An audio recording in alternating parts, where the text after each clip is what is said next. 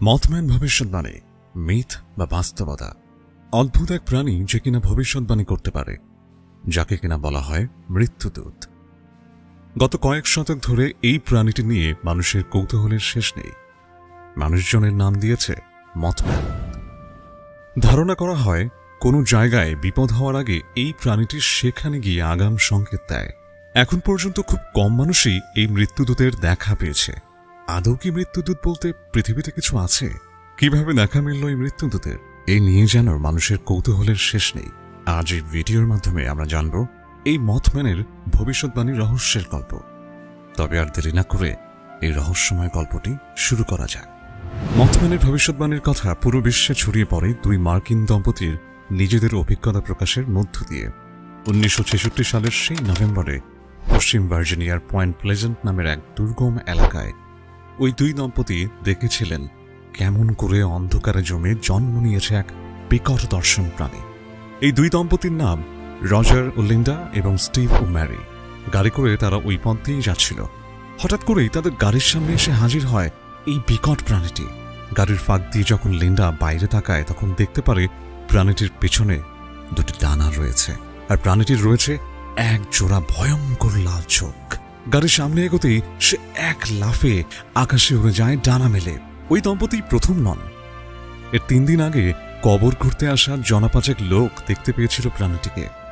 কিন্তু Roger, Linda, Steve মেরির অভিজ্ঞতায় প্রথম সাড়া ফেলেছিল জনসমক্ষে, এবং এই ঘটনার রীতিমতো খবরেও ছাপা হয়েছিল। শুধু তাই নয়, টিভিতেও শিরোনাম করে দেখানো হয়েছিল। এরপর আস্তে আস্তে অনেক মানুষ এই মথম্যানের দেখা পায়। খবরের কাগজে সেসব পড়ে বাড়তে থাকে উত্তেজনা।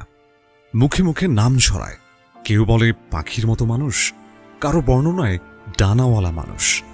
কিন্তু ওহিওর এক সংবাদপত্রের দেওয়ার নামটি জনপ্রিয়তা পেয়ে গেল, মথম্যান। আচমকাই এমন এক রহস্যের সন্ধান পেয়ে তোলপাড় হয়ে গেল গোটা পশ্চিম ভার্জিনিয়া। তবে আমেরিকা হয়ে সারা পৃথিবীতে তার নাম ছড়িয়ে পড়ল আরো কয়েক বছর পরে। এরপর আরেক রহস্য এসে সামনে উদ্ঘাটন হলো। সবাই বুঝে গেল এই মথম্যানের কাজ হলো ভবিষ্যৎবাণী করা। কিভাবে বুঝল? 1967 সালের সিলভার ব্রিজ দুর্ঘটনায় মারা গেলেন 46 জন, আর এই ব্রিজটি পয়েন্ট প্লেজেন্টেই অবস্থিত। এই দুর্ঘটনা ঘটে যাওয়ার পর ওই জায়গাতে আর মথম্যানের দেখা কেউ পায়নি। তখন সবাই বুঝতে পারল ওই ভয়াবহ দুর্ঘটনার সংকেত দিতেই হাজির হয়েছিল মথম্যান। সে আসলে মনস্টার নয়, বলা যায় এক মৃত্যুদূত। তার দীর্ঘ ডানার আড়ালে লুকানো রয়েছে মৃত্যু সংকেত। মথম্যানকে নিয়ে আরো মানুষ জানতে পারে 1975 সালের দিকে। জন কিলার নামের একজন লেখক এই ঘটনাগুলোকে নিয়ে একটি বই লিখে, যার নাম দেওয়া হয়েছিল দ্য মথম্যান প্রফেসিস। রাতারাতি বইটা পৃথিবীতে অনেক সাড়া ফেলে। একই নামে 2002 সালে হলিউডে একটা জমকালো সিনেমাও হয়। রিচার্ড গের ও লরা লিনির মতো অভিনেতা অভিনেত্রীরা তাতে অভিনয় করেছিলেন। সিনেমাটিও প্রচণ্ড সাড়া পায়। পরবর্তী সময়ে পৃথিবী বিখ্যাত কিছু দুর্ঘটনা ও হামলার আগেও মথম্যানকে দেখতে পাওয়ার কথা শোনা গিয়েছে। 1986 সালে ইউক্রেনে চেরনোবিল পরমাণু শক্তি কেন্দ্রের দুর্ঘটনা, 2001 সালে টুইন টাওয়ারে বিমান হামলা, 2007 সালে মিনেসোটা ব্রিজ দুর্ঘটনা, 2011 সালে জাপানের ফুকুশিমা দাইচি পরমাণু শক্তি কেন্দ্রের দুর্ঘটনার আগেও নাকি অনেকেই মথম্যানকে ওইসব এলাকায় ডানা ঝাপটে ঘুরে বেড়াতে দেখেছে। 2002 সালে পয়েন্ট প্লেজেন্টে শুরু হয়ে যায় বার্ষিক মথম্যান ফেস্টিভ্যাল।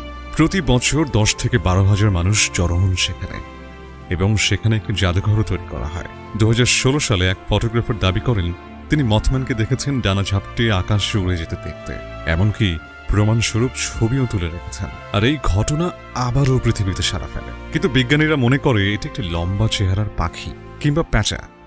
লাল চোখ থাকার কারণে বিজ্ঞানীরা মনে করে এটি কোনো প্যাঁচা, যাকে মানুষজন নাম দিয়েছে মথম্যান। কিন্তু সাধারণ মানুষের কাছে এখনও মথম্যান মৃত্যুদূত নামেই পরিচিত। আর এভাবেই এই রহস্য পৃথিবীতে ঘুরে বেড়াচ্ছে। আদৌ কি এর অস্তিত্ব আছে, নাকি বিজ্ঞানীদের কথাই সত্যি? হয়তো সামনের উত্তর কোনো একদিন আমরা খুঁজে পাব। কেমন লাগলো আপনাদের আজকের এই ভিডিও? আশা করি ভালো লেগেছে। এমন আরও ভিডিও পেতে সাথে থাকুন। ধন্যবাদ।